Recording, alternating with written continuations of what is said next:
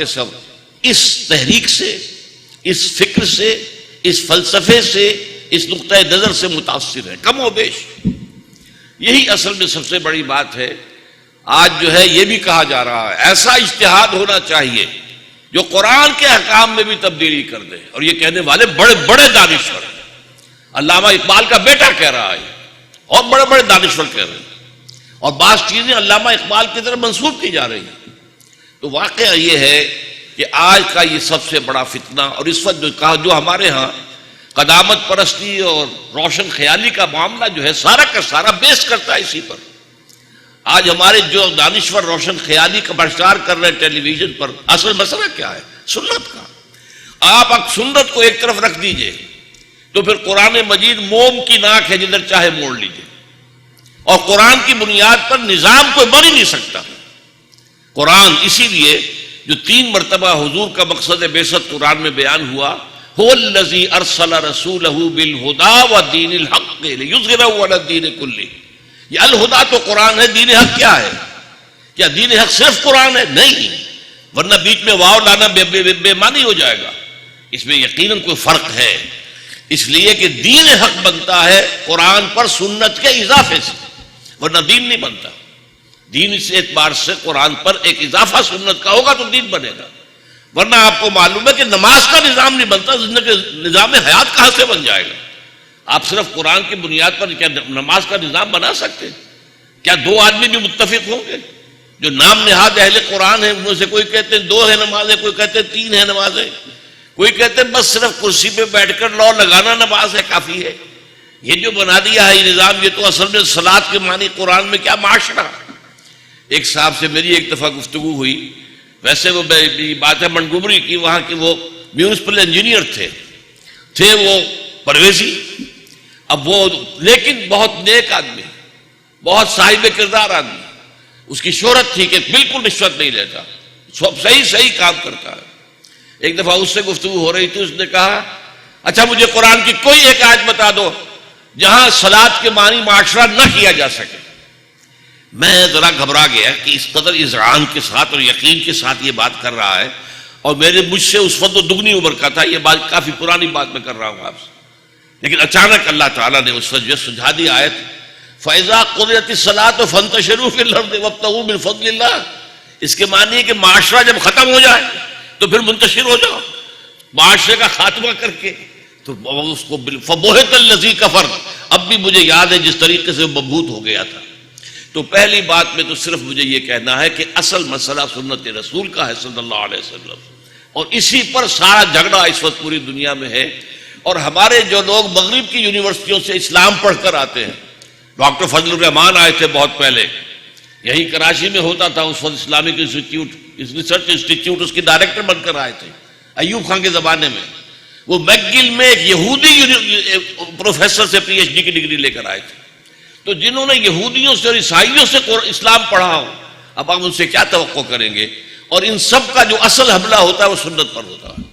تو پہلی بات تو صرف مجھے یہ تھوڑی سی وضاحت کرنی تھی کہ اس وقت جہاں بھی آپ کہیں دیکھیں گے شر اور کوئی ایسی بات کہ جو آپ کو محسوس ہوگی بڑی اجنبی سی بات یہ شخص کر رہا ہے، اسلام میں پردہ نہیں ہے، یہ تو ایک خاص کلچر تھا، یا یہ کہ اسلام میں شراب پینا حرام نہیں ہے، کہاں لکھا ہے قرآن میں حرام؟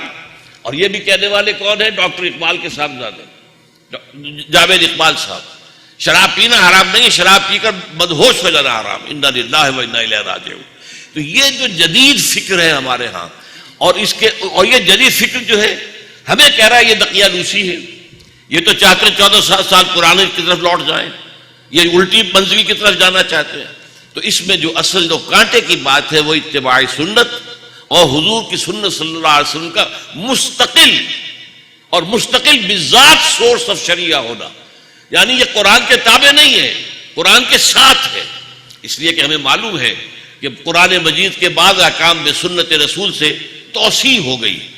اللہ نے تو صرف یہ فرمایا تھا کہ 2 بہنوں کو ایک نکاح میں جمع نہ کرو، حضور نے فرمایا یہی حکم جو ہے خالہ بھانجی کا اور پھوپھی بھتیجی کا بھی ہوگا، توسیع ہو گئی۔ اسی طرح جو زنا کی سزا بیان ہوئی ہے قرآن مجید میں وہ مطلق ہے، حضور نے اس کو مقید کر دیا کہ یہ جو سزا دی گئی ہے 100 کوڑوں کی، یہ تو ہے غیر شادی شدہ زانی یا زانیہ کے لیے، شادی شدہ زانی یا زانیہ کے لیے وہ تو رجم ہے۔ بہرحال پہلے سوال کے بارے میں تو صرف اتنا عرض کرنا تھا. کیوں کا جہاں تک تعلق ہے، میں سمجھتا ہوں کہ عزیزم عاقب سعید صاحب نے اس کا حق ادا کر دیا ہے. میں اسے 3 جملوں میں بیان کروں گا. پہلی بات یہ کہ اگر ہم مسلمان ہیں تو لازم ہے اللہ اللہ اور خیر صلی اللہ، یا تو اسلام سے مستعفی ہو جاؤ، صاف کہہ دو. یہ کیا بات ہے کہ مسلمان بھی ہیں اور شریعت ہم نہیں چاہتے؟ یہ در حقیقت یہ تو دوغلا پن ہے، منافقت ہے، غیر منطقی بات ہے. اس کے اندر تو کوئی دلیل کی بات ہی نہیں. اگر مسلمان ہو تو ماننا پڑے گا. ہاں اسلام کو چھوڑ دو، میرے اسلام کو قصہ ماضی سمجھو، اگر یہ معاملہ ہے تو پھر بات دوسری ہے.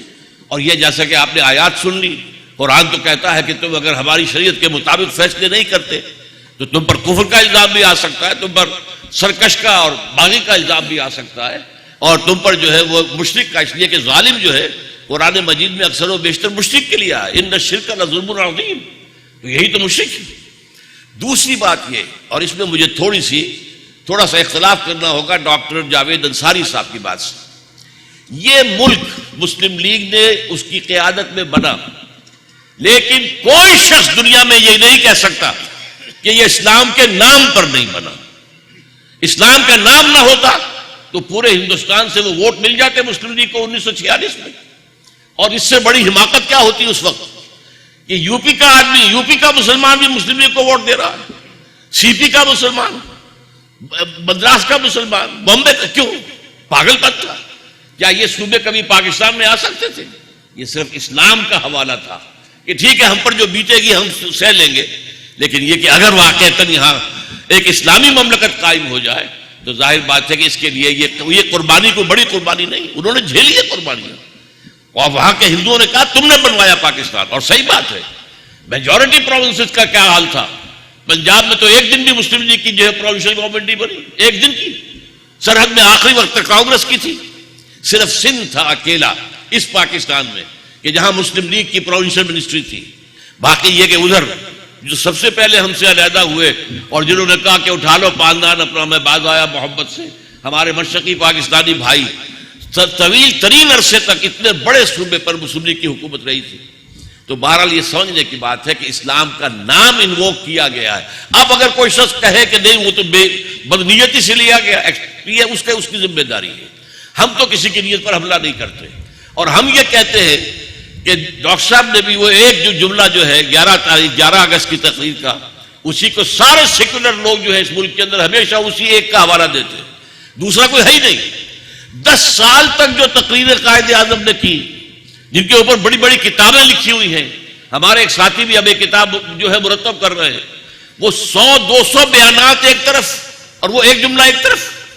اور اس کے ساتھ یہ بھی کہ اس جملے کی بنیاد پر جب یہ گوئیاں شروع ہوئیں کہ ٹھیک ہے یہاں پر اب اسلام نہیں آئے گا، تو قائد اعظم نے چند ہی دنوں بعد کراچی ہائی کورٹ بار ایسوسی ایشن کے اجلاس میں کہا کہ میری سمجھ میں نہیں آ رہا کہ کچھ مفسد لوگ یہ پروپیگنڈا کیوں کر رہے ہیں کہ یہاں پر اسلامی دستور نہیں بنے گا. میں ڈنکے کی چوٹ کہہ رہا ہوں، یہاں کا دستور شریعت کی بنیاد پر ہوگا. نوٹ کیجئے، اس سے پہلے صرف اسلام کا نام لیا کرتے تھے، باقاعدہ شریعت کا لفظ استعمال کیا ہے قائد اعظم نے یہاں کراچی بار ایسوسی ایشن جو ہائی کورٹ کی اس میں. اس اعتبار سے بہرحال اگر کوئی قائد اعظم کی نیت پر حملہ کرنا چاہے تو یہ اس کا انفرادی فعل ہے. پاکستان بنا ہے اسلام کے نام پر اور یہ قائم رہ سکتا ہے صرف اسلام کی بنیاد پر. آج جو اس کے حصے بکھرے ہوتے نظر آ رہے ہیں، آج پوری دنیا میں جو باتیں کہی جا رہی ہیں کہ بلکنائزیشن ہو جائے گی، ٹوٹ جائے گا، ختم ہو جائے گا، 2020 میں پاکستان کے نام سے دنیا کے نقشے پر کوئی ملک نہیں ہو، یہ کیوں ہو رہا ہے؟ یہ سب سزا ہے اس بات کی کہ ہم نے اللہ کے ساتھ بدعہدی کی ہے. ہم نے گڑ گڑا کر دعائیں مانگی تھی.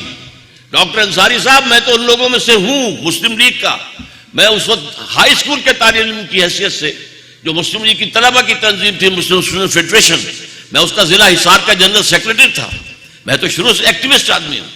اور میں نے جو ہے ہم نے جو دعائیں کی عیدین کے اجتماعات میں، جمعۃ الوداع کے اجتماعات میں، اور جو جلوس ہم نکالتے تھے پاکستان کا مطلب کیا، لا الہ الا اللہ، پھر 170 میل پیدل چل کر آگ اور خون کے دریاؤں میں سے گزرتے ہوئے حصار سے سلیمان کی ہیڈ ورکس 20 دن میں ہم نے طے کیے.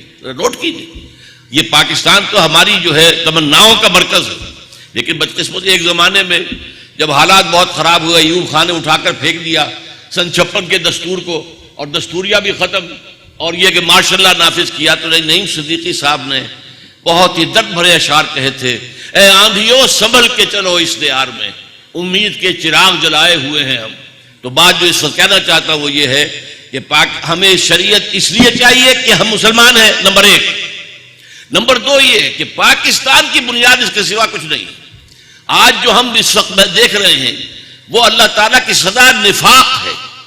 سورہ توبہ کی آیات نمبر 75، 76، 77 میں اللہ تعالیٰ نے فرمایا ہے کہ منہم، ان منافقین مدینہ میں سے ایک قسم کے لوگ وہ بھی ہیں، من عہد اللہ، جنہوں نے اللہ سے عہد کیا تھا، لئن آتانا من فضلہ، اگر اللہ ہمیں فضل سے نواز دے گا، دولت مند کر دے گا، لنصدقن ولنکونن من الصالحین، خوب صدقہ خیرات کریں گے اور صالح ہو جائیں گے۔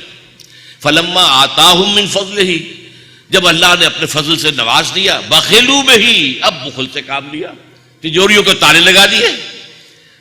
اب اس کا کیا، وَتَوَلَّوْا وَهُمْ مُعْرِضُونَ، بخل کیا، پیٹھ موڑ لی، وعدہ خلافی کی۔ اب اس کی سزا کیا دی ہے، فَعَاقَبَهُمْ نِفَاقًا فِي قُلُوبِهِمْ، اللہ نے عقوبت کے طور پر، سزا کے طور پر ان کے دلوں میں نفاق کا روگ پیدا کر دیا۔ ہماری قوم منافق قوم ہے اس وقت، دنیا کا سب سے بڑا منافق ملک پاکستان ہے، اور جو دستور کے بارے میں آپ بات کر رہے ہیں، میں منافقت کا پلندہ کہتا ہوں، اس لیے کہ اس میں اسلام ہے جیسے کہ مفتی صاحب نے فرمایا، لیکن ساتھ ایسے چور دروازے ہیں کہ جن سے وہ دفعات جو ہیں اسلامی وہ مؤثر نہیں، اسی کا نام منافق ہے۔ قانونی طور پر ایک شخص مسلمان ہے، حقیقت میں کافر ہے، وہی منافق ہے نا۔ اسی اعتبار سے آپ نوٹ کیجئے کہ ہمارے دستور کے اندر یہ دفعہ موجود ہے، اگر صرف دفعہ 2 الف جو ہے اس میں ایک جملے کا اضافہ ہو جائے، دس clause will take precedence over the whole of the constitution، یہ جو دفعہ ہے پورے دستور کے اوپر حاوی ہوگی تو کسی اور دفعہ کی ضرورت ہی نہیں۔ بہرحال اس پر میں بعد میں بات کروں گا آپ سے۔ اس وقت کہنے کی بات یہ ہے کہ در حقیقت پاکستان جو اب اس وقت ہماری منافقت کی ایک شکل کیا ہے، نفاق باہمی۔ وہ ایک قوم کہاں ہے اب؟ آپ ڈاکٹر صاحب قوم پرستی کی بات کر رہے ہیں، کون سی قوم اور کون سی پرستی؟ اب تو قوم پرستی اگر ہے تو سندھی قوم پرستی ہے، بلوچ قوم پرستی ہے، کوئی اور قوم پرستی، مسلم قوم پرستی ہے کہاں؟ جس کا کہ اب آپ کہہ رہے ہیں کہ یہ غلط ہے، اور یہ سب کچھ جو بھی آپ کہیں وہ علمی بات ہے، لیکن یہ ہے کہ بہرحال وہ تو قوم پرستی، تو اس مسلم قوم پرستی تو ختم ہوئی، اب تو قوم پرستیاں دوسری ہیں۔ یہ بھی نفاق باہمی۔ اور پھر جو اللہ کے رسول نے فرمایا منافق کی 3 نشانیاں، جب بولے جھوٹ بولے، وعدہ کرے تو خلاف ورزی کرے، امین بنایا جائے تو غبن کرے۔ اب آپ اپنی قوم کا جائزہ لے لیجیے، جو جتنا بڑا ہے اتنا ہی بڑا جھوٹا ہے، الا ماشاءاللہ، جو جتنا بڑا ہے اتنا ہی بڑا وعدہ خلاف ہے، الا ماشاءاللہ، جو جتنا بڑا ہے اتنا ہی بڑا غبن کرنے والا ہے۔ بلینز کے قبل ہوتے ہیں، اب جو ہے وہ سینکڑوں ہزاروں کا معاملہ ختم ہوا ہے۔ کبھی انگریز کے دور میں چند 100 کا معاملہ ہو جاتا تھا تو کھلبلی مچ جایا کرتی تھی دفتروں کے اندر۔ آج کیا ہے، بلینز آف ڈالرز گئے، ادھر سے امداد آئی، ادھر سے واپس گئے اور ان کے بینکوں میں جمع ہو گئے، اللہ اللہ اور خیر اللہ۔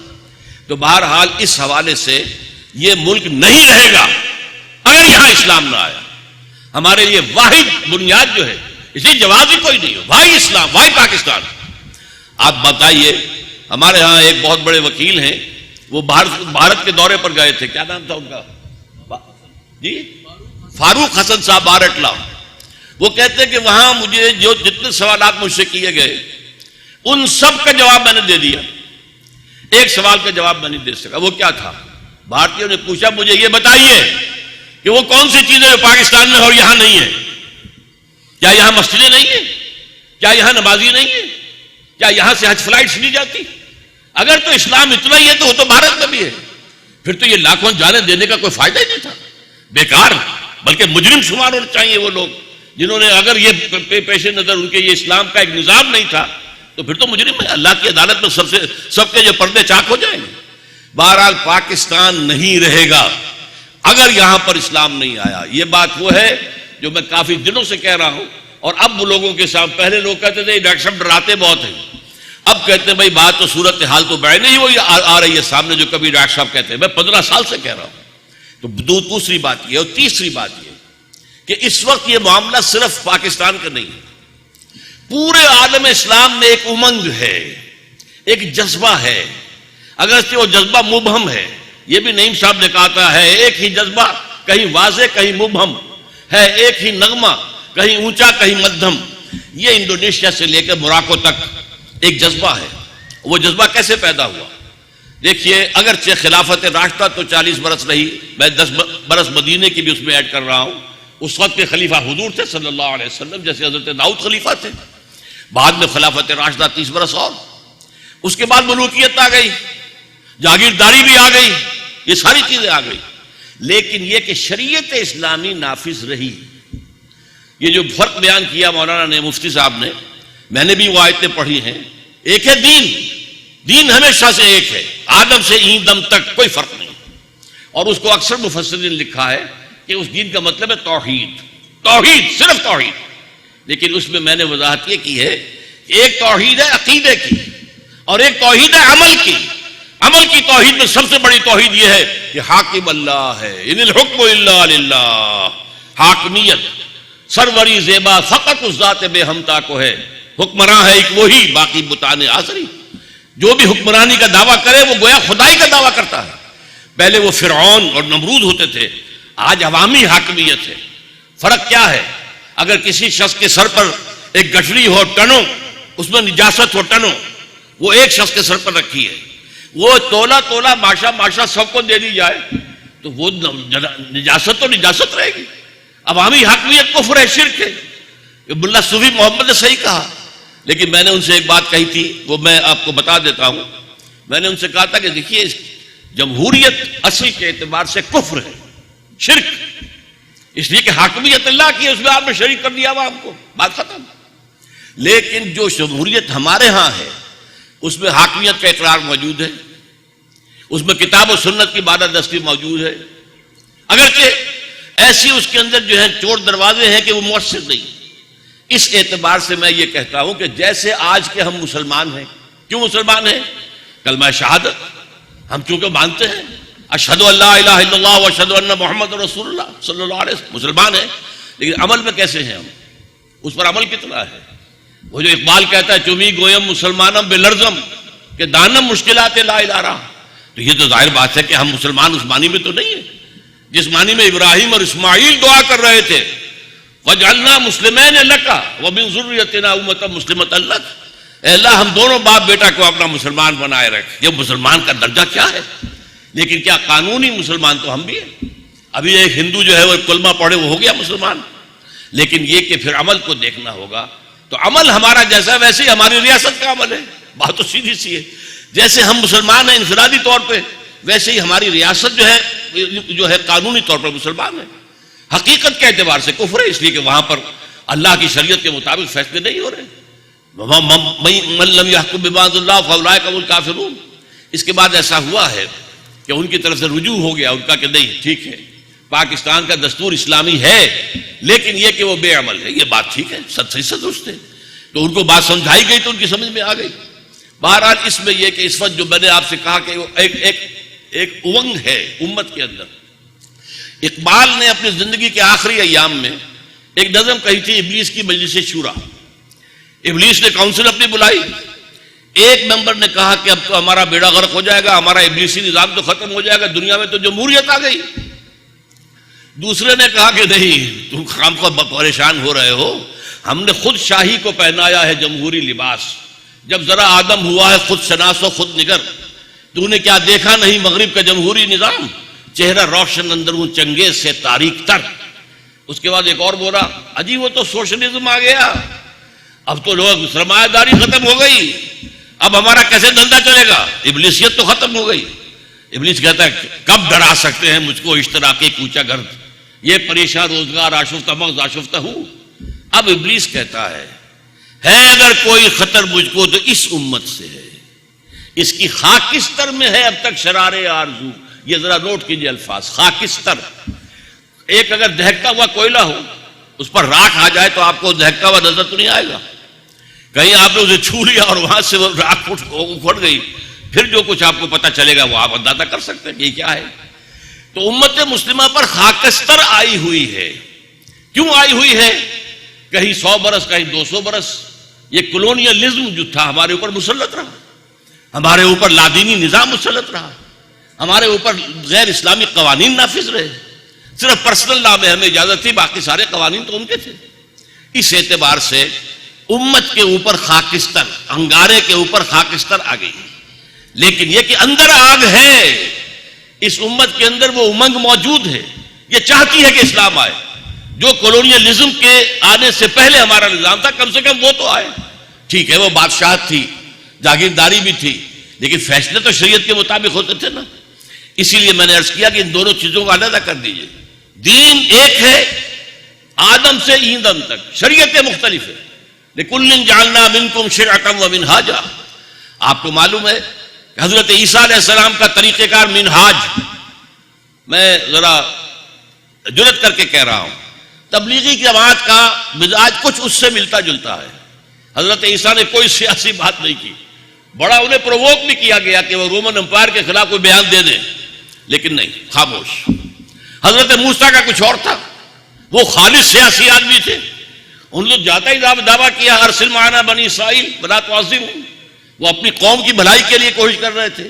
اب میرے خیال میں مسلم لیگ کا کردار ان کے اس کردار سے مشابہ تھا کہ مسلمان قوم جو ہے، بہرحال اگرچہ وہ کوئی بہت متقی لوگ نہیں تھے بنی اسرائیل، یہ تو ایسے لوگ تھے کہ جب اللہ تعالیٰ نے نجات دے دی تو کہا ہمارے لیے بھی ان جیسے بت بنا دو جیسے بت پرستوں کے بت ہیں. انہی میں سے تھے جنہوں نے بچڑے کو پوجا باقاعدہ.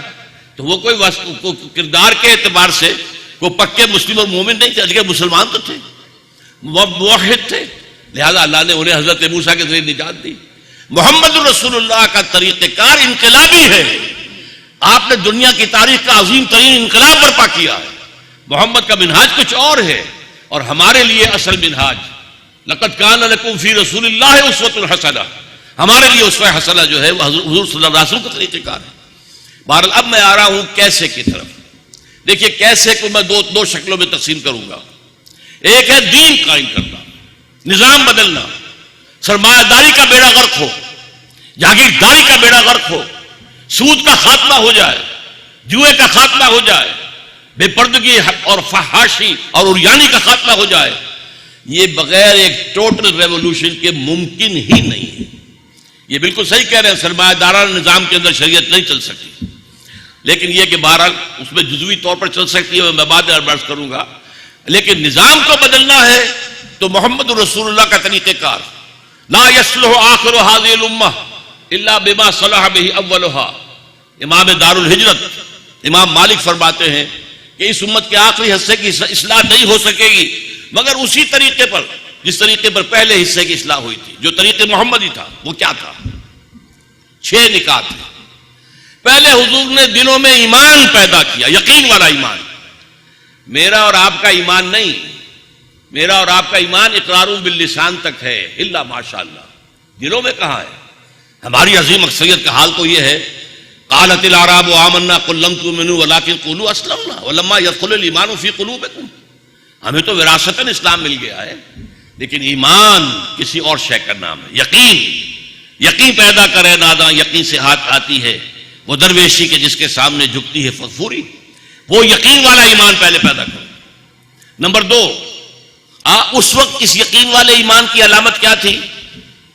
کافروں کی طرف سے جو پرسیکیوشن ہو رہی ہے برداشت کرنا، جھیلنا، کھڑے رہنا. آج کیا ہے؟ شریعت پر عمل کرنا. اس وقت شریعت تھی نہیں. ابھی مکے دور میں شریعت کہاں تھی؟ نماز بھی کہیں 11ویں سال میں جا کر، آپ کو معلوم ہے معراج کے وقت جو ہے وہ 5 وقت نماز کا نظام ملا ہے. کوئی نہ شراب حرام نہ جوا حرام، کوئی بھی چیز حرام نہیں تھی. شریعت آئی ہے، لیکن اب شریعت ہے. لہذا ایمان کا ثبوت کیا ہے کہ شریعت کے جتنے حصے پر عمل کیا جانا ممکن ہو لازماً کرے. ہاں ٹھیک ہے، جب تک نظام نہیں بدلتا ہم چور کا ہاتھ نہیں کاٹ سکتے. جب تک نظام نہیں بدلتا ہم زانی کو سنسار نہیں کر سکتے. جب تک نظام نہیں بدلتا یہاں سے ناممکن ہے کہ سود کا نظام ختم کر دیا جائے. یہ اسلامی بینکنگ کے نام پر فراڈ ہو رہا ہے. بالکل سود ہے، اور سود ہی کی جو ہے شراب کی بوتل پر روح افزا کا لیبل ہے، اور اس کے سوا کچھ نہیں. بہرحال لیکن نظام بدلیں گے تو نمبر 1 ایمان، اور ایمان کا ثبوت شریعت پر عمل جتنا آپ کر سکتے ہو. نمبر 2 تزکیہ، یتلو علیہم آیاتہ ویزکیہم. تزکیہ ایک تو یہ کہ جو بھی بری عادات ہوں، جو برے اخلاق ہیں ان سے پاک کرنا. لیکن اصل تزکیہ کیا ہے؟ دل سے ہر آرزو ختم ہو جائے سوائے اللہ کی رضا کے حصول اور آخرت کی فلاح کے حصول کے.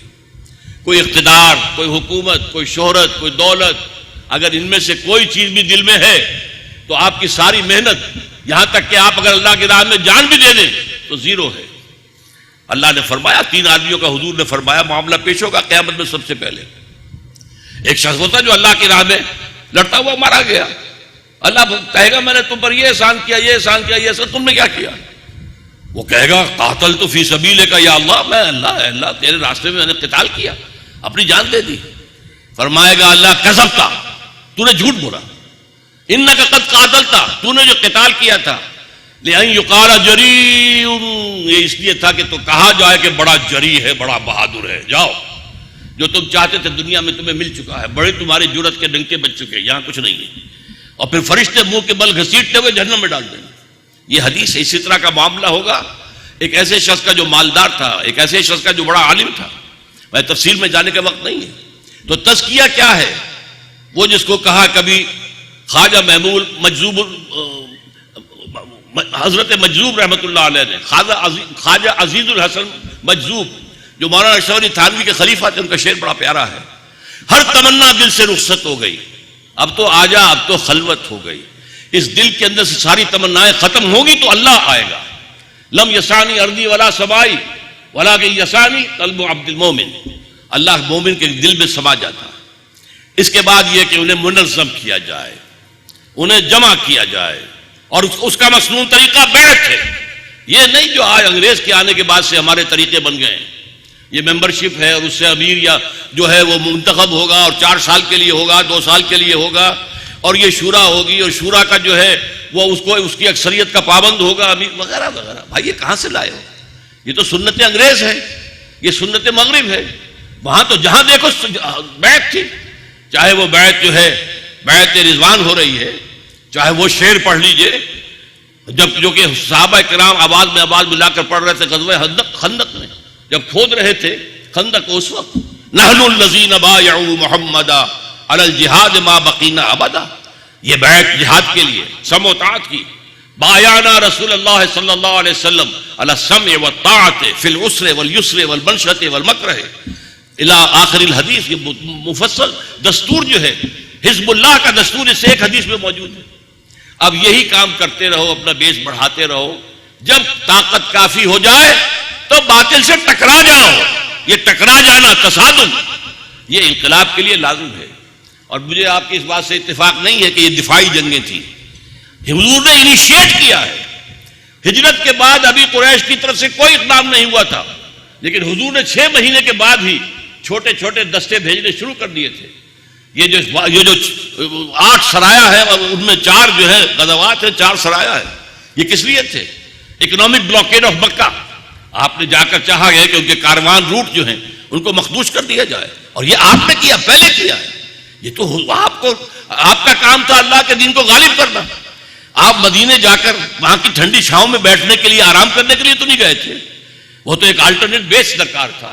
اللہ تعالیٰ نے وہ عطا کر دیا تو وہاں سے آفینسو لیا ہے محمد نے صلی اللہ علیہ وسلم. اس بات کو جو ہے ہمارے انگریز کے دور میں ہمارے سیرت نگاروں نے اس حقیقت کو چھپایا ہے. علامہ شبلی صاحب نے ان 8 غزوات و سرایا کا تذکرہ نہیں کیا. اب جو کتاب آئی ہے الرحیق المختوم، اس کی پوری تفصیل موجود ہے. یہ تو صرف 6 مہینے تھا معاملہ، جس میں 3 کام حضور نے کیے. ایک مسجد نبوی کی تعمیر، ایک یہودیوں کو معاہدوں میں جکڑ لینا کہ اگر مدینے میں کوئی حملہ آور ہوا تو ہم مل کر اس کا مقابلہ کریں گے، اور ایک مہاجرین اور انصار کے درمیان مواقعات. 3 کام 6 مہینے. 7ویں مہینے سے آپ نے شروع کر دیا کام. بہرحال یہ ہے انقلاب کا طریقہ محمد کا. ایمان، حقیقی ایمان، قلبی ایمان، یقین والا ایمان بذریعہ قرآن. پھر تزکیہ، دل سے نکال دینا ہر آرزو کو سوائے اللہ کی رضا کی طلب اور آخرت کی فلاح کی طلب. پھر جمع کرنا بیعت کے ذریعے سے منظم. اور پھر یہ ہے کہ اس کے بعد جب تک اللہ تعالیٰ طاقت کافی نہ دے، بالکل ٹھیک فرمایا مفتی صاحب نے. یہ نہیں ہے کہ 200-400 آدمی کھڑے ہو جائیں اور جو ہے وہ وقتاً فوقتاً. یہ لال مسجد کا معاملہ اسی اعتبار سے ہے. کہاں تھی جماعت؟ کہاں جماعت بنی تھی؟ کہاں ملک گیر کوئی جماعت بنی تھی؟ کہاں کوئی تزکیہ ہوا تھا؟ یہ کیا ہے؟ ایک مسجد میں آ کر قبضہ کر کے بیٹھ جانا، اس سے کیا ہوا؟ کچھ بھی نہیں۔ اس کا کتنا بڑا نقصان ہوا پوری دنیا کے اندر اسلام کو۔ ان کا تمام علماء کا اجماع تھا کہ مقصد ان کا ٹھیک ہے، طریقہ کار غلط ہے، اور یہ بات کہنی پڑی، سب کو کہنی پڑی۔ یہ عزیز ماکف سعید بھی گئے تھے سمجھانے کے لیے۔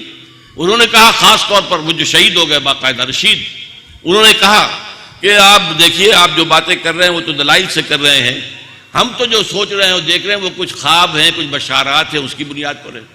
اب بتائیے آگے بات کیا چلے گی؟ جو بشارتوں پر اور خوابوں کے اوپر سارے کھڑے ہو جائیں، اور یہ کہ کوئی دلیل کی بات نہ کرنے کو تیار ہو، نہ سننے کو تیار ہو، اس سے کچھ حاصل نہیں ہوتا۔ تو یہ ہے اصل میں اقبال نے 2 شعروں کے اندر، میں حیران ہوتا ہوں، آپ پسند کریں گے، اس پورے فلسفے کو بیان کر دیا۔ اقبال کہتا ہے، گفتن جہان ماں آیا بے تمہیں سعادت، اللہ نے مجھ سے کہا اقبال، میں نے تمہیں جس دنیا میں بھیجا ہے وہ تمہیں پسند آئی ہے؟ گفتم کے نمی سعادت، میں نے کہا نہیں، یہاں تو ظلم ہے، سرمایہ داری ہے، یہاں زمینداری ہے، جاگیرداری ہے، یہاں تو بڑا ظلم ہے۔ گفتم کے نمی سعادت، گفتن کے برہم زن۔ اچھا، اللہ نے کہا اچھا تو توڑ پھوڑ دو، اس نظام کو توڑ دو، جس کو کبھی شاہ ولی اللہ نے کہا تھا فک کو کل نظام، اس نظام کو توڑ کے رکھ دو۔ اس کے بارے میں پھر دوسرا شعر ہے، با نشہ درویشی در ساز و دمادم زن۔ پہلے تو درویشی کا راستہ اختیار کرنا پڑے گا، دعوت، تبلیغ، نصیحت، اور کوئی کہہ دے پاگل ہیں تو بھی سنو اور چپ رہو، بلکہ دعائیں دو۔ کوئی کہہ دے پاگل ہو گئے، کوئی کہہ دے شاعر ہے، ساحر ہے، کوئی کہتا ہے جھوٹا کذاب۔ یہ تو ایک جو ہے اجمی غلام اس نے بند کر رکھا ہے اپنے ایک کوٹڑی کے اندر، اس سے ڈکٹیشن لیتا ہے، ہم پر آ کر دھونس کے مارتا ہے کہ یہ بالکل کلام نازل ہوا، سب سنو۔ اور قرآن کیسے کہتا ہے، وَلَقَدْ نَعْلَمُ أَنَّكَ يَضِيقُ صَدْرُكَ بِمَا يَقُولُونَ، ہمیں خوب معلوم ہے اے نبی کہ جو کچھ یہ کہتے ہیں اس سے آپ کا سینہ بھینچتا ہے، لیکن وَاصْبِرْ عَلَىٰ مَا يَقُولُونَ، جو کچھ کہہ رہے ہیں سنو، برداشت کرو۔ وہی صبر حضور نے سکھایا مسلمانوں کو کہ چاہے تمہارے ٹکڑے کر دیے جائیں تم نے ہاتھ نہیں اٹھانا۔ مکے کے اندر یہ حکم تھا، مدینے میں آ کر آیا وَقَاتِلُوا فِي سَبِيلِ اللَّهِ الَّذِينَ يُقَاتِلُونَكُمْ۔ تو دوسرا مصرع کیا ہے، بانشہ درویشی در ساز و دمادم زن، جو پختہ شوی خدرا بر سلطنت جم زن۔ اگر تعداد بھی کافی ہے، تربیت بھی ہے، تزکیہ بھی ہے، ڈسپلن بھی ہے، اور جان دے دینے کے لیے تیار بھی ہیں، تو پھر اب ٹکر بول لو۔ وہ ٹکر بول لی ہے، حضور نے خود بول لی ہے صلی اللہ علیہ وسلم۔ یہ تو ہے نظام کو بدلنے کا طریقہ۔ میں اول روز سے اس طریقے کے لیے کوشاں ہوں، اس کے لیے وہ حزب اللہ بنانے کی کوشش کر رہا ہوں۔ ابھی ہمارے پاس ہماری طرف لوگوں کا رجحان نہیں ہے۔ تبلیغی جماعت کے لاکھوں لوگ ہیں، جماعت اسلامی کا 80 برس تقریباً عمر ہو گئی ہے اس کی، اب ہمارا اس کا ایک حلقہ ہے، اور بھی جو فرقے وارانہ ہیں ان کا جو ہے، جس کو کیچمنٹ ایریا کہا کرتے ہیں، جیسے بارش جو ہے ایک خاص علاقے سے ایک خاص دریا میں آئے گی، وہ اس کا کیچمنٹ ایریا ہے، تو ان کے وسائل آتے ہیں ان فرقوں کی طرف سے، اس کے بنا پر ان کے لیے جو ہے ہر طرح کی سہولتیں ہیں۔ ہم نے ایک جماعت بنائی ہے، نہ فرقہ ہے نہ سیاسی جماعت کسی اعتبار سے، لیکن یہ کہ کوشش کر رہے ہیں کہ اس حزب اللہ کا معاملہ جو ہے قرآن مجید سے، جس سے حزب اللہ کہتا ہے، اولئک حزب اللہ الا ان حزب اللہ هم المفلحون فان حزب اللہ هم الغالبون، سورہ مائدہ میں۔ تو وہ ہم تیار کرنے کی کوشش کر رہے ہیں اس نظام کو بدلنے کے لیے۔ اور میں ڈاکٹر جاوید انصاری صاحب سے خاص طور پر کہوں گا کہ جس کتاب کا یہاں اعلان کیا گیا ہے، ذرا خدا کے لیے اس کو ضرور پڑھ لیں، منہج انقلاب نبوی صلی اللہ علیہ وسلم۔ اب معاملہ دوسرا، شریعت کا معاملہ۔ دیکھیے، جب 1100 برس خلافت راشدہ کے خاتمے کے بعد اور کلونیل جو ہمارے رولر تھے ان کے آنے تک ہمارا نظام اسلامی نہیں تھا، بادشاہی تھی، شہنشاہیت تھی، جاگیرداری تھی، سب کچھ تھا، نظام کی ساری خرابیاں موجود تھیں، لیکن شریعت نافذ تھی۔ ان دونوں چیزوں کو علیحدہ میں نے کہا اس لیے علیحدہ کر لیجیے۔ فیصلے شریعت کے مطابق ہو رہے تھے، قاضی تھے۔ ابھی جو درس نظامی کا جو ہے بہت جو تعریف کی گئی ہے، اس کی وجہ کیا ہے؟ اصل میں وہ درس نظامی کس لیے تھا؟ مسلمان حکومتوں میں قاضی درکار تھے، مفتی درکار تھے، لہذا یہ سارا جو ہے جسے آج کل کہیں گے سول سروس اکیڈمی، انہیں ان حکومتوں کے اپنے سول سروس کے لیے جو لوگ درکار تھے ان کو تیار کرتا تھا۔ یہ نظام تھا، پورے عالم کے اندر بن گیا۔ لیکن یہ ہے کہ شریعت کو نافذ کرنے کی کوشش، اس کے بارے میں وہ حدیث میں آپ کو سناؤں گا کہ حضور فرماتے ہیں، اقامت حد من حدود اللہ خیر من مطر 40 لیلہ، اللہ تعالیٰ کے حدود میں سے کسی ایک حد کا بھی جاری کر دینا اور نافذ کر دینا 40 دن رات کی بارش سے زیادہ جو ہے خیر و برکت لے کر آئے گا۔ تو اللہ کے حدود کو نافذ کرنا۔ طالبان نے کیا کیا تھا؟ ابھی نظام نام کی تو کوئی شے نہیں تھی ان کے پاس، ابھی نہ کوئی سیاسی نظام تھا نہ کوئی معاشی نظام تھا۔ میں جب گیا تھا میں نے پوچھا کہ آپ کے ہاں کا بینکنگ کے لیے کوئی بینک نہیں ہے؟ میں نے کہا وہ آپ اپنے پیسے کہاں رکھتے ہیں؟ ہمارے پاس پیسہ ہی نہیں ہے۔ اللہ اللہ خیر صلی اللہ، ابھی کوئی نظام نہیں تھا وہاں، نہ کوئی شورا کوئی متعین تھی، نہ کوئی مجلس ملی تھی، کچھ بھی نہیں تھی۔ وہ چند حدود ہی تو نافذ کیے۔ چور کا ہاتھ کاٹا، زانی کو شرمسار کیا، قاتل کو مقتول کی بیوہ کے ہاتھوں خنجر، قاتل نے بھی خنجر مار کر ہلاک کیا تھا اس کے شوہر کو، اور اس کو لا کر ڈال دیا گیا وہ بہت بڑے اسٹیڈیم کے اندر، اور وہاں ہزاروں لوگ دیکھ رہے ہیں، اور اس کو لا کر ڈال دیا گیا اور مقتول کی بیوہ کے ہاتھ میں خنجر دیا گیا، گھونپو اس سینے کے اندر۔ اس کے بعد کہاں قتل رہ جائے گا؟ اس معاشرے کے اندر قتل باقی رہ جائے گا؟ چوری باقی رہ جائے گی؟ چور کا ہاتھ کاٹ دیا جائے تو واقعی ہے کہ شریعت کے احکام کی تنفیذ کے لیے اگر مطالبہ کیا گیا، 20 سالہ پرانی تاریخ ہے یہ، اس کو طالبان کا جو ہے ایک فینومینل اس سے علیحدہ کر کے دیکھیے۔ صوفی محمد جو ہے وہ طالبان میں سے نہیں ہے، اگرچہ افغانستان گیا تھا جہاد کے لیے، امداد کے لیے طالبان کی، لیکن بہرحال وہ تو اس کی جو تاریخ جو تحریک تھی، تحریک نفاذ شریعت محمدی، وہ تو 1989 میں شروع ہوئی۔ 2 مرتبہ معاہدہ کر کے سرحد کی حکومت پھر گئی اس سے، اب تیسری مرتبہ وہ مسلح ہو کر آ گئے کہ اگر یہ سیدھی انگلیوں سے ہمیں نہیں دے رہے تو ٹیڑھی انگلیوں سے لیں گے پھر یہ اصل میں۔ اور یہاں پر پھر ان کے ساتھ طالبان اور جو غیر ملکی مجاہدین آئے ہوئے تھے اور پاکستان میں پناہ گزین تھے وہ بھی شامل ہو گئے، کچھ جرائم پیشہ لوگ بھی شامل ہو گئے، اور کچھ وہ لوگ بھی شامل ہو گئے کہ جو راؤ اور کھاد وغیرہ کے ایجنٹ ہیں، جو چاہتے ہیں کہ پاکستان میں بدامنی ہو، ڈی اسٹیبلائز ہو جائے پاکستان، اور ہمیں جواز مل جائے کہ ہم پاکستان میں داخل ہو کر ان کے جو نیوکس ہیں، ان کے جو ہتھیار ہیں ایٹمی، ان پر قبضہ کر لیں یا انہیں ختم کر دیں۔ یہ ہے اصل ایجنڈا امریکہ کا، جس کے لیے وہ پاکستان کے لیے پاکستان پر ڈو مور، اور اگر تم نہیں کرو گے تو ہم خود کریں گے۔ اور اب بھی کہہ رہے ہیں ہم تمہاری مدد کے لیے فوج بھیج سکتے ہیں، تم اگر چاہو تو ہم بھیج دیتے، تو تیار بیٹھے کسی طرح اندر داخل ہونے کا ہمیں موقع مل جائے۔ تو بہرحال یہ معاملہ دیکھیے، اگر شریعت کا انہوں نے مطالبہ کیا تو اچھا کیا۔ اب شریعت اس وقت کیسے نازل ہو سکتی ہے نافذ؟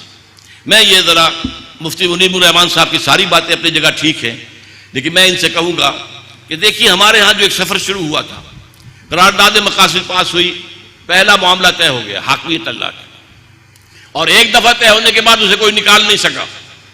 ضیاء الحق نے یہ کیا کہ اسے وہ صرف جو ہے پریمبل تھا، اب اسے ایک باقاعدہ دفعہ کی شکل دی، پھر دفعہ آ گئی 227۔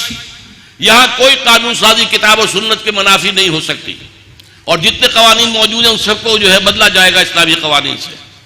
اس میں منافقت کیا برتی گئی کہ اس کو اٹیچ کر دیا کاؤنسل آف اسلامک آئیڈیالوجی سے۔ اسلامک آئیڈیالوجی کاؤنسل رپورٹیں دیتی رہے گی، دستور میں کہیں نہیں ہے کہ ان رپورٹوں کا کیا بنے گا، ورنہ ہونا چاہیے تھا کہ جیسے ہی رپورٹ آئے 2 مہینے 3 مہینے کے اندر اسے پارلیمنٹ میں ڈسکس کرو، پھر اس کے مطابق قانون سازی کرو، ورنہ یہ سفید ہاتھی کائے کو کھڑا کیا ہوا ہے؟ کیوں اتنی تنخواہیں دے رہے ہو ان کو؟ کیوں ان کے ٹی اے ڈی اے جو ہے ان پر کروڑوں روپیہ خرچ ہوتا ہے؟ وہ انہوں نے بہت کام کیا، بڑا ویلیویبل کام کیا، اس لیے کہ اس میں سنی، شیعہ، دیوبندی، بریلوی، اہل حدیث سب شامل تھے۔ وہ کام جو ہے کیا پڑا ہوا ہے، ہمارے پاس تیار پڑا ہوا ہے، اس کا صرف یہ کام کرنا ہے کہ اس کو لایا جائے پارلیمنٹ کے اندر اور ڈسکس کر کے، اور پھر میں جو چیزیں پارلیمنٹ قبول کر لے اس کے لیجسلیشن ہو جائے۔ تو یہ کام کرنے کے لیے مفتی صاحب نے فرمایا ہے کہ شریعت کوڈ کو ختم کر دیا، میرے نزدیک شریعت کوڈ کو مستحکم کیا جائے، البتہ لازم کیا جائے کہ وہاں جید علماء ہوں، یہ نہیں کہ جو مغرب سے ڈاکٹریٹ لے کر آ گئے ہیں، جو وہاں کی یونیورسٹیوں کے پڑھے لکھے لوگ ہیں، جن کے ذہن اپنے خود مسموم ہیں، جو خاص طور پر سنت نبوی جو ہے اس کی جو ہے وہ اہمیت کو سمجھتے ہی نہیں، ان کو وہاں بٹھا دیا۔ اب تو کاؤنسل آف اسلامک آئیڈیالوجی میں بھی وہی بیٹھے ہیں، شریعت کوڈ میں بھی وہی بیٹھے ہیں۔ تو اس حوالے سے مطالبہ ہونا چاہیے کہ وہاں پر جو مستند علماء ہیں ان کو بٹھایا جائے، جید علماء۔ یہ جو آپ کہتے ہیں یہ ان پڑھ ہے طالبان، اور یہ جو ہے بندوق کی نوک سے، بھائی تو آپ پڑھے لکھے علماء کو لے آئیے نا، کیوں کس نے روکا آپ کو؟ آپ وہاں پر اس کاؤنسل آف اسلامک آئیڈیالوجی میں جید علماء کو لے کر آئیے، آپ شریعت کوڈ میں جید علماء کو لائیے، ان کا سٹیٹس برابر کیجئے کم سے کم ہائی کورٹ کے علماء کے۔ اور اس کے لیے میں کہتا ہوں کہ اس میں جو منافقت ہے وہ کیا ہے؟ شریعت کورٹ بنائی، لیکن اس کا فنکشن کیا تھا؟ وہ بہت صحیح تھا. اس سے اچھا نظام میرے نزدیک نہیں ہو سکتا. مفتی صاحب سے پھر کبھی گفتگو ہوگی انشاءاللہ 1 to 1. تو اس سے بہتر نظام کوئی نہیں ہو سکتا موجودہ قوانین کو اسلامی قوانین کے تبدیل کرنے میں. شریعت کورٹ کا فنکشن کیا تھا کہ کوئی بھی شخص اس کے سامنے آ سکتا ہے کہ جناب میرے نزدیک پاکستان کا فلاں قانون کتاب و سنت کے منافی ہے، مجھے موقع دو میں ثابت کروں. شریعت کورٹ بلائے گی، علماء کو بھی، جورس کنسلٹس کو بھی، بحثیں ہوگی، لمبی لمبی بحثیں ہوتی ہیں. اور اس کے بعد اگر شریعت کورٹ نے طے کر دیا کہ ہاں یہ شق غیر اسلامی ہے تو پھر وہ نوٹس دے دے گی. اگر وہ مرکزی حکومت کا معاملہ ہے تو مرکزی حکومت کو، صوبائی حکومت کا معاملہ تو صوبائی حکومت کو ایک خاص مدت میں 3 مہینے میں 6 مہینے میں یا تو آلٹرنیٹ لیجسلیشن کر لو، اس کی جگہ دوسری لیجسلیشن کر لو، ورنہ فلاں وقت کے بعد یہ جو ہے نل اینڈ وائڈ ہو جائے گی. یہ بہترین طریقہ ہے رفتہ رفتہ تدریجاً اس کام کو کرنا، ایک ایک کر کے قوانین آتے جائیں، اصلاح بدلتے جائیں. اب لیکن ہوا کیا، اس شریعت کورٹ کو 2 ہتھکڑیاں پہنائی. دستور پاکستان تمہارے دائرہ کار سے خارج ہے. نمبر 2، وہ جو فرما رہے تھے کہ جب تک جوڈیشل پروسیجرل لاز چینج نہ ہو یہاں پہ انصاف آ ہی نہیں سکتا. لیکن جوڈیشل پروسیجرل لاز، ضابطہ دیوانی، ضابطہ فوجداری، یہ بھی تمہارے دائرے سے خارج. نمبر 3، مالی معاملات بھی تمہارے دائرے سے خارج. اور نمبر 4، یہ تو قیامت ہے، آئلی قوانین بھی تمہارے دائرہ کار سے خارج. انا للہ و انا الیہ راجعون. میں نے کہا جب میں 2 مہینے پہلے ضیاء الحق کا شورا کا رکن بن گیا تھا، اس نے اس سے پہلے مجھے مرکزی وزارت پیش کی تھی. میں نے کہا کہ میں اس قابل نہیں ہوں، اور دوسرا یہ کہ آپ کام کچھ کرنے نہیں دیں گے، آپ کی اصل حکومت فوجی ہے اور داغ ہمیں لگے گا. جیسے جماعت اسلامی کے وزراء بھی داغدار ہو کر نکل گئے تھے، نکال دیے گئے تھے، اور JUI کے وزراء بھی. یہ لوگ کچھ کام نہیں کر سکے. پہلی وزارت تو بنائی تھی نا اس نے، JUI اور جماعت اسلامی JI، اس کے وزراء تھے سارے. میں نے کہا آپ کام نہیں کرنے دیں گے، بدنام ہم ہوں گے. ویسے میں اس قابل بھی نہیں. شورا کی بات کی تو میں نے کہا ٹھیک ہے، اگر بات کہنی ہے میں اپنے مسجد کے ممبر سے کہتا ہوں یہ کام غلط ہے، اس کو ختم کرو، یا یہ کام کرنا چاہیے کرو. اگر وہاں جا کر انگریزی کا محاورہ ہے right from the horses mouth, تو وہ بات سیدھی گھوڑے کے منہ سے آئی ہے مجھ تک. تو اگر کوئی ممکن ہے right into the horses ear جا کر کچھ کہنا ممکن ہے تو چلو بہت اچھا موقع ہے. لیکن پھر میں نے کہا کہ یہ جو آپ نے شریعت کورٹ بنائی ہے یہ 5 جولائی 1982 کا واقعہ ہے، ابھی تک مجھے یاد ہے. میں نے کہا جناب اس پہ آپ نے جو پابندیاں لگا دی، چلیے آپ کوئی جواز کسی چیز کے لیے دے، یہ شریعت فیملی لاس، اس پر آپ نے پابندی لگا دی. یہ علماء جو ہیں آپ کے ہینڈ پکڈ ہیں. کیا پیر کرم شاہ صاحب آپ کے ہینڈ پکڈ نہیں ہے؟ Is it not your choice? Mufti Taqi صاحب کیا آپ کا چوائس نہیں ہے؟ ملک غلام علی کیا آپ کا چوائس نہیں ہے؟ اور ان کے ہاتھ باندھ دیے آپ نے. میں یہ نہیں کہتا کہ جو میں کہتا ہوں وہ کریں، لیکن یہ کہ ان کے ہاتھ کھول دیجیے. غلام احمد پرویز زندہ تھا اس وقت تک جس نے بنوائے تھے یہ قوانین، اور تمام جس طریقے سے 22 دستور کے اصول تمام مکاتب فکر کے علماء نے متفقہ دیے تھے، ایسے ہی اس پر بھی جو تبصرہ تھا متفقہ تھا سب کا، اور سب ٹاپ کی قیادت کا. میں نے کہا یہ تو ان کو غیر اسلامی، اب وہ ثابت کر دے آ کر کہ قرآن و سنت کے منافی نہیں ہے تو میں خوش بنا رب خوش. کہنے لگے پھر یہ خواتین کو کون مطمئن کرے گا؟ میں نے کہا آپ کی سوچ کا معیار یہی ہے تو میں نے جیب سے نکالا استعفیٰ. میں آپ کی شورا میں بیٹھنے کو تیار نہیں ہوں، یہ لیجیے میرا استعفیٰ. اس نے بھی کہا ہوگا اچھا مصیبت گلے سے ٹل گئی، خام خواہ کو جو ہے میں لا کے بٹھا دیا. میں نے شورا میں بھی تنقیدیں کی تھی، ان پر بہت سخت تنقیدیں کی تھی. میں نے ایک تقریر کی تھی کہ اگر آپ یہاں پہ الیکشن کو زیادہ دیر تک روکے رکھیں گے تو دہشت گردی کو جواز دیں گے آپ. اور یہ وہ دن تھا کہ جب کہ بھٹو کا بیٹا مرتضیٰ بھٹو وہ PIA کا جہاز ہائی جیک کر کے کابل لے گیا تھا، اور وہاں پہ ایک بڑے سرکاری افسر کو اس نے اپنے ہاتھ سے شوٹ کیا تھا. اس وقت میں نے کہا تو اس وقت ایک وزیر تھے جو سینئر تھے اسلم خٹک، انہوں نے کہا تھا شام تک یہ گرفتار ہو جائے گا. وہ تو خیر ضیاء الحق صاحب جو ہے سمجھدار آدمی تھے کہ اس شخص کی جماعت تو کوئی خاص ہے نہیں، اور اگر میں نے گرفتار کیا تو خام خواہ مشہور ہو جائے گا. گرفتار اس نے مجھے نہیں کیا، لیکن وہ سمجھ گیا تھا کہ میں نے خام خواہ کو ایک بلا اپنے گلے ڈال لی ہے، تو اس نے تو سمجھا ہوگا بہت غنیمت ہے کہ اس نے استعفیٰ دے دیا. بہرحال یہ اقدامات اگر کیے جائیں، شریعت کورٹ میں ججز کو بٹھا، ججز جو ہے وہ قاضی علماء ہو اور وہ متفق علیہ ہو، وہ تمام دارالعلوموں کے جو چیفز ہیں ان میں سے لیے جائیں، اور یہ کہ جو بھی آپ کا کونسل اسلامک آئیڈیالوجی ہے وہاں پر بھی علماء کو بٹھایا جائے. وہ حکومت کے لیے ہو جائے گا ریکمنڈیشن دینے والی کمیٹی. لیکن یہ کہ اگر اس طریقے سے کام شروع کیا جائے تو شریعت اسلامائزیشن آف لاز ان پاکستان ہو سکتا ہے. اور اس کی بھی بہت برکتیں ہوں گی. 2 قوانین سے افغانستان میں 100% امن قائم ہو گیا 85% ایریا کے اندر. اس سے پہلے آپ کو معلوم یہی قوانین سعودی عرب میں نافذ تھے, وہاں جرم تھا ہی نہیں. یہ تو ہوتا ہے. اور ابھی کیا ہوا تھا یار, یہ لوگ جو وہاں کے انہوں نے بتایا, طالبان نے جن علاقوں پر اپنا تسلط قائم کر لیا تھا وہاں وہ انصاف کر کے دے رہے تھے. ہمارے ایک دوست ذاتی جو منگورا کے رہنے والے ہیں, انہوں نے بتایا ہمیں فون پر کہ ایک شخص کا دوسرے سے تنازع تھا, وہ پیسے مار کر بیٹھا ہوا تھا, نہیں دے رہا تھا. وہ شخص چلا گیا طالبان کے پاس, ان کے پاس سے ایک طالب غیر مسلح آیا, پوچھا بھائی تم نے اس کے واسطے دینے ہیں کہ ہاں جی دینے تو ہے, دے دو, اور فوراً دے دیا اس نے. یہ کام انہوں نے کیا ہے. اور یہ سرحد کے وزیر نے بھی کہا تھا کہ یہ اتنی جلدی پھیل اس لیے گئے کہ انہوں نے لوگوں کو انصاف دیا ہے, اور انصاف بھی جلدی انصاف دیا ہے. یہ کام انہوں نے کیا ہے. بہرحال کچھ لوگوں نے غلط حرکتیں بھی کی ہیں, اور وہ میں سمجھتا ہوں کہ زیادہ تر جو را اور کھاد کے ایجنٹ ہیں پاکستان کو ڈسٹیبلائز کرنے کے لیے وہ کر رہے ہیں. جیسے ہمارا شیعہ سنی فساد بھی, آصف صاحب وہ اصل میں اصل نہیں تھا, وہ بھی ان کی طرف سے ہوتا تھا. اگر کوئی را کا ایجنٹ آئے اور بم مار جائے امام بارگاہ میں, وہ سمجھیں گے کہ یہ تو لشکر جنگی نے کیا ہوگا. اور اگر کہیں کسی نے مسجد کے اندر ڈال دیا, وہ سمجھیں گے کہ یہ وہ جیش محمد وہ کہتے تھے ان کا ہوگا. تو لڑتے تھے آپس میں. اس کور کے اندر ہم نے جو بھارت کو کتنے سال سے تنگ کیا ہوا کشمیر کے اندر, اب تو ختم ہو گیا معاملہ, کتنے عرصے تنگ کیا ہے, 5 لاکھ 7 لاکھ فوج اسے رکھنی پڑی ہے. وہ آسان کام ہے, اس نے ہم سے بدلے چکائے ہیں. بہرحال میں اس وقت یہی کچھ بس عرض کرنا چاہتا تھا. میں نے ذرا آپ کی اس بات سے اختلاف کیا ہے کہ آئین کامل اسلامی ہے. میں نے کہا ہے اسلامی ہے, لیکن اس کے اندر چور دروازے ہیں جن سے وہ اسلامی جو دفعات ہیں وہ مؤثر نہیں. اس لیے میں اسے منافقانہ دستور کہتا ہوں. ایک بات اگر یہ کہی جائے کہ اسلام کے پھیلنے میں کوئی جبر کا کوئی دخل نہیں ہے, میرے نزدیک غلط ہے. سوچئے, یہ بات صحیح ہے پرسنل, کسی کو آج تک مجبور نہیں کیا گیا کہ وہ مسلمان ہو جائے, کسی یہودی, کسی عیسائی, کسی ہندو, کسی مجوسی کو. لیکن نظام ہم نے طاقت سے توڑا ہے. صحابہ کرام جب نکلتے تھے, فوجیں نکلتی تھی, تو اتنا تو پڑھا ہوگا تاریخ میں کہ 3 باتیں کہتے تھے, اسلام لے آؤ ہمارے برابر کے ہو جاؤ گے. ہم یہ بھی نہیں کہیں گے کہ ہم سینئر مسلمان ہیں تم جونیئر مسلمان ہو, ہمارے حقوق زیادہ ہیں تمہارے کم ہیں, نہیں, ایکول.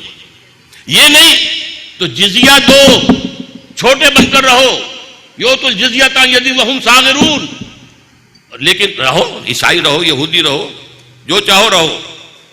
اور اگر یہ دونوں گوارا نہیں تو نمبر 3 تلوار فیصلہ کرے گی, آؤ میدان میں.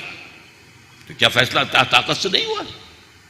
اور یہ جو کہہ دیا گیا کہ جہاں اسلام تلوار سے آیا تھا وہاں سے وہ ختم ہو گیا, ایران میں ختم ہو گیا, مصر میں ختم ہو گیا, کیا شمالی افریقہ میں ختم ہو گیا, کیا یہاں شام میں اور عراق میں سارا تلوار سے نہیں گیا؟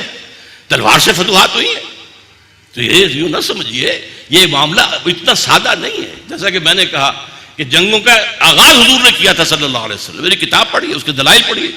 تو اس حوالے سے بعض اور چیزیں بھی تھیں, لیکن میں اب نہیں چاہتا, مجھے نوٹس بھی دے دیا گیا ہے, اور جب سب حضرات نے نوٹس کا اکرام کیا ہے تو میں بھی اس کی تکریم کر رہا ہوں اور اپنی بات ختم کر رہا ہوں.